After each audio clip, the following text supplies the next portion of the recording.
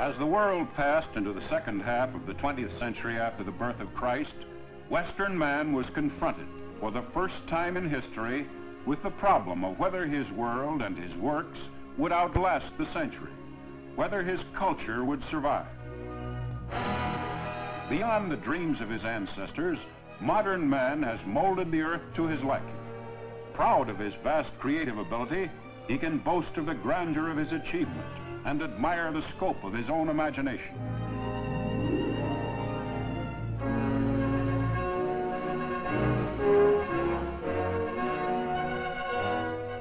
But that very knowledge which enables him to build is the knowledge that has taught him to destroy. And in the 20th century, man's capacity for destruction was demonstrated on a terrifying scale. Yet none can deny that man's progress in material things is today at its highest peak. In an industrial age, the worker has achieved, through technological advances, a level of production never dreamed of at the beginning of the century.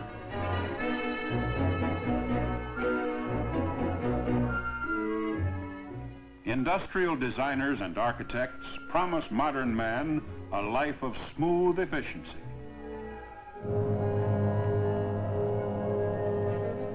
Material progress, which has given man so many new conveniences, has at the same time speeded up the tempo of his life.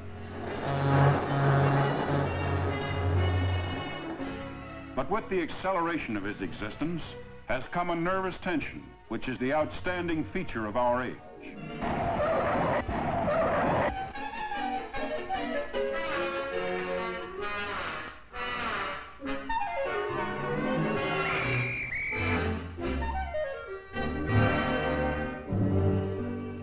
Dissatisfaction and boredom with the daily routines of life are increasingly apparent.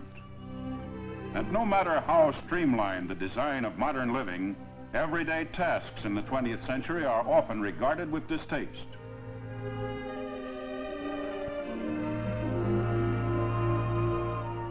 In this age of tension, man is assiduous and eager in his search for relaxation.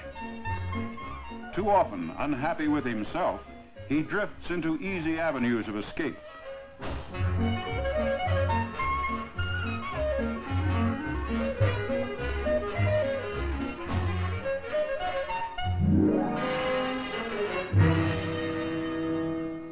Creatively reflecting the anxious temper of the times is modern art. An impatience with old-fashioned forms and limitations had launched the 20th century artist on a restless search for new ways of expression and for new techniques. Today's wide acceptance of modern art indicates that the public too shares that restlessness. The future role of art in a mechanized world is of deep concern to such distinguished critics as Britain's Herbert Reed. During the past 50 years, all the arts have had to accept the triumph of the machine. Traditional forms of painting and sculpture have no function in our streamlined existence. If they are to find a place in the civilization of the next half-century, the visual arts must effect a compromise with the machine. This can be done only within the terms of what we call abstract art. But abstract painting and sculpture will hardly provide the emotional release which millions now seek at popular spectator sports.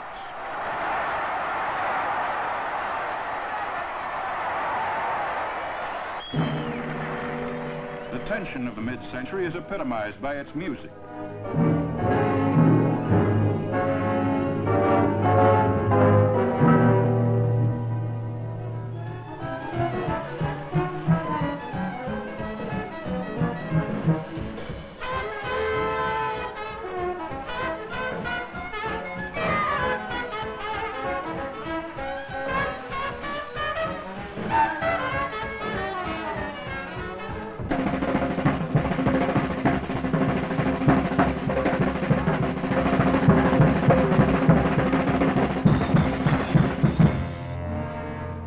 Mental illness and the breakdown of the individual personality have become the medical profession's great new problems.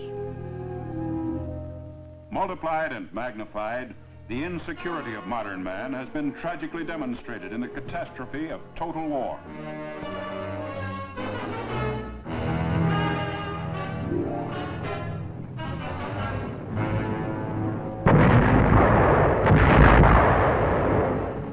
And the first half of the 20th century saw a new terror loosed upon the world.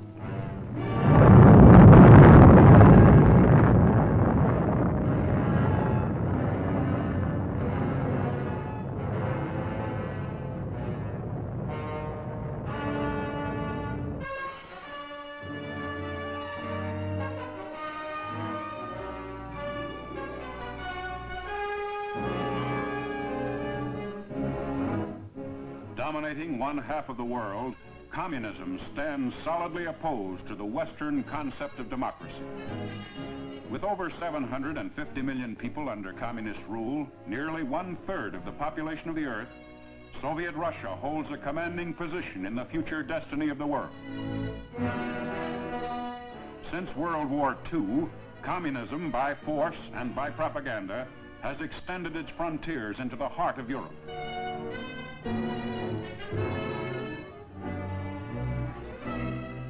Russia's newest and possibly most important gains have been in the Orient, where 500 million Chinese have been herded into the communist camp.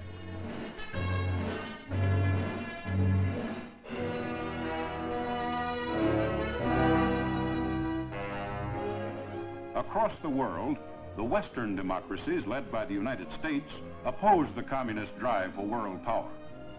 Marshall Plan aid has been of enormous assistance in rebuilding the free nations of Europe and has started them on the way toward economic union. In addition to fostering economic cooperation throughout Western Europe, the United States has joined with 11 nations in the Atlantic sphere in a new defensive pact against outside aggression.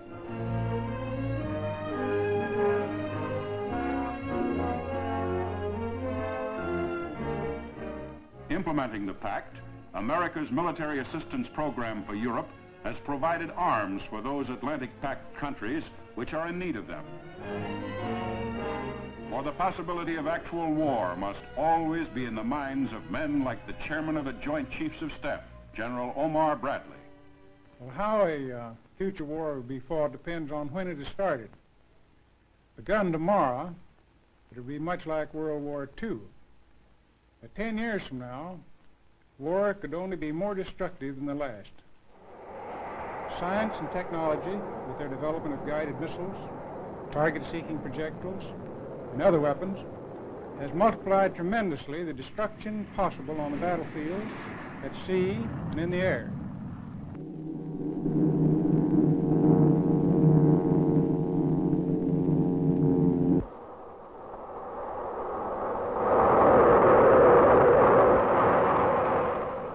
This very scientific progress in weapons may be the ultimate deterrent to any future war. The more I work on the plans for defense, the more I'm convinced that war is not inevitable, and that our defense plans are only a part of our strategy for a lasting peace. Of dramatic importance is the newly won independence of 6 Asiatic countries. The second half of the century will expose them to world forces from which today they seek to remain aloof. In India, freedom from British rule, long a dream of the venerated leader Mohandas Gandhi, was realized just before his death.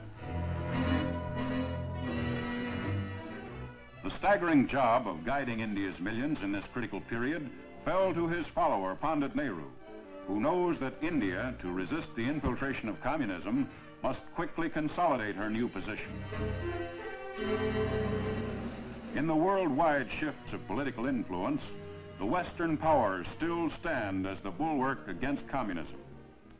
Do not suppose that half a century from now you will not see 70 or 80 millions of Britain spread about the world and united in defense of our traditions, our way of life, and the world causes which you and we espouse. Let us then move forward together in discharge of our mission and our duty, fearing God and nothing else. The champions of the Western concept of democracy are everywhere derided by the Stalinist mouthpieces, men like Britain's communist chief, Harry Pollitt. The working people of all capitalist countries will become the masters of the wealth they produce, as in the Soviet Union, China, and people's democracies. Poverty, unemployment, and war will be abolished. Mankind will rise to heights of social, economic, and cultural progress undreamed of in the past. All roads will lead to communism, and British and American imperialism can do nothing to stop this inevitable development. But in the United States, an overwhelming majority of citizens feels that communism is not the inevitable development. Free enterprise and capitalism, which the communists despise, have given the American worker the highest standard of living in the world. That the answer to the future lies in correcting the faults of our own political and economic system is the ardent belief of such trade unionists as the CIO's aggressive Walter Reuther. Democracy's most challenging problem is to find a way to translate technical progress into human progress and prove that men can enjoy economic security without sacrificing their political freedom. The communist masters in the Kremlin offer the promise of economic security at the price of political and spiritual enslavement. While rejecting communism, American labor is equally determined to resist the abuse of economic power in the hands of the great monopolies. While labor maintains that the rights and dignity of the individual are superior to the claims of the state, we also insist that people are more important than profits and that human rights come before property rights.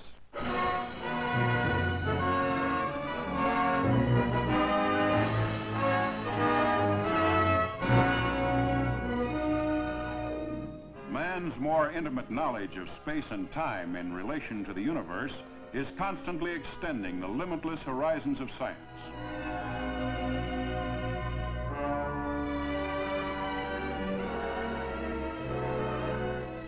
And as the 20th century reached the halfway point, the scientists' dream of unifying the basic concepts of the universe continued to occupy the genius of Professor Albert Einstein.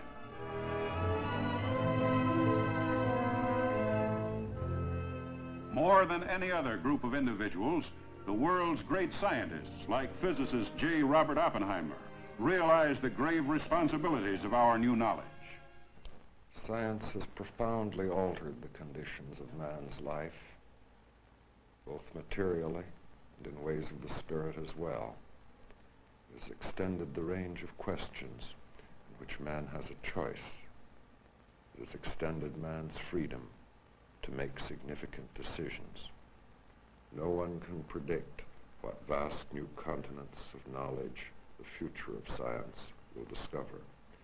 But we know that as long as men are free to ask what they will, free to say what they think, free to think what they must, science will never regress, and freedom itself will never be wholly lost. The application of this scientific knowledge has a direct bearing on the everyday life and habits of the average man.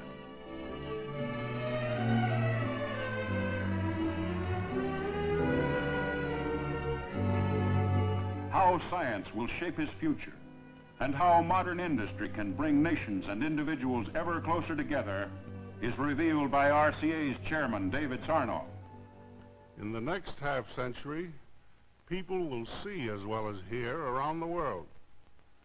Pocket-sized radio instruments will enable individuals to communicate with anyone, anywhere. Newspapers, magazines, mail, and messages will be sent through the air at lightning speed and reproduced in the home.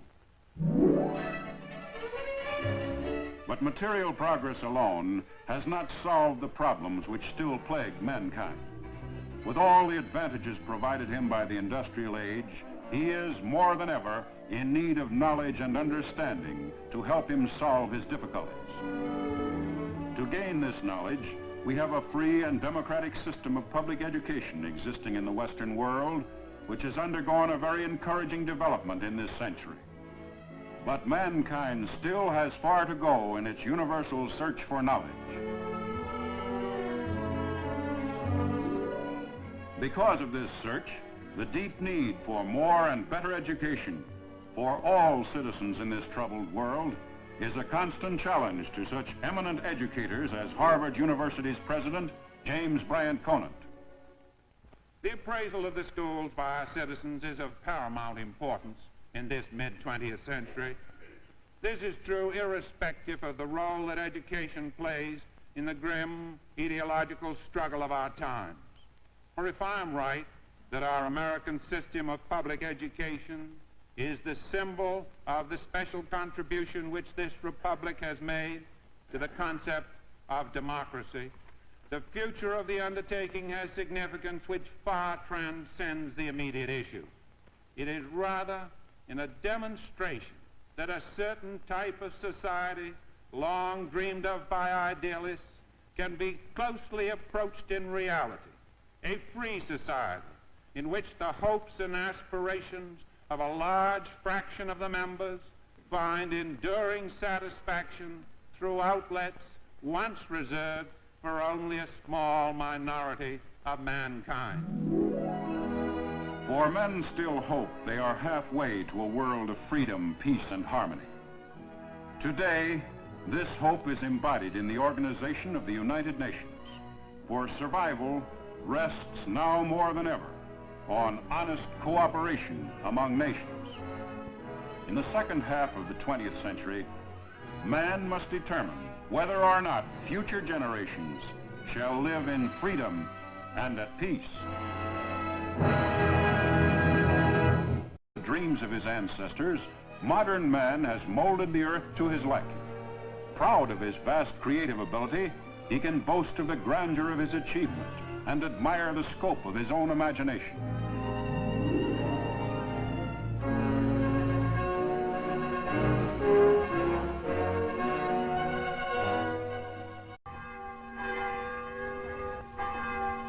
As the world passed into the second half of the 20th century after the birth of Christ, Western man was confronted for the first time in history with the problem of whether his world and his works would outlast the century, whether his culture would survive. Beyond efficiency,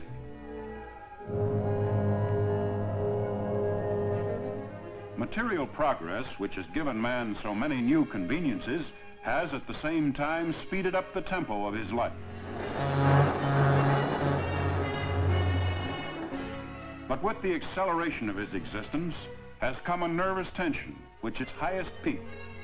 In an industrial age, the worker has achieved, through technological advances, a level of production never dreamed of at the beginning of the century.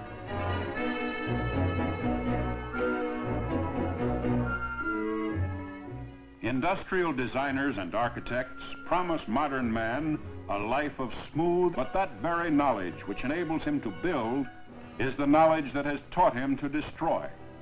And in the 20th century, man's capacity for destruction was demonstrated on a terrifying scale.